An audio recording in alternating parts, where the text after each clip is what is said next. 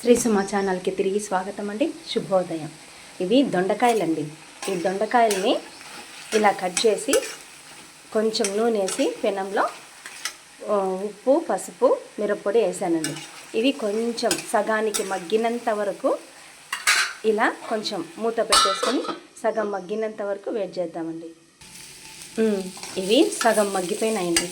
సగం మగ్గిపోయిన తర్వాత కొంచెం శనగబ్యాళ్ళు, కొంచెం ఉద్దిపాయలు, తర్వాత కరివేపాకు, ఎర్రగడ్డలు కూడా వేసేసానండి.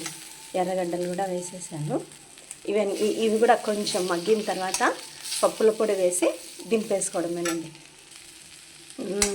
ఈ బ్యాళ్ళు కూడా దోరగా వేగిపోయాయండి. ఈ బ్యాళ్ళు మనం ముందే వేసేసామనుకోండి, ఈ దీంట్లతో పాటు బెండకాయలతో పాటు మనం ముందే ఈ బ్యాళ్ళు వేసేస్తే మాడిపోతాయండి. బ్యాళ్ళు, ఎర్రగడ్డలు వేసేస్తే. కాబట్టి ఈ దొండకాయలు కొంచెం సగం వరకు దోరగా వేగిన తర్వాత అప్పుడు ఈ శనగబ్యాళ్ళు, ఉద్దిబ్యాళ్ళు, ఎర్రగడ్డలు వేస్తే ఇవి కూడా దోరగా వేగుతాయండి. అప్పుడు బాగుంటుంది.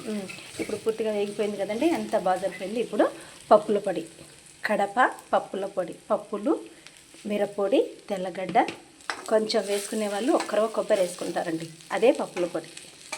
అంతే, సరిపడా పప్పుల పొడి వేసుకొని బాగా కలిపి పెట్టుకొని దింపేసుకొని సర్వ్ చేసుకోవడమే. ఓకేనండి. ఇదే దొండకాయ వేపుడు.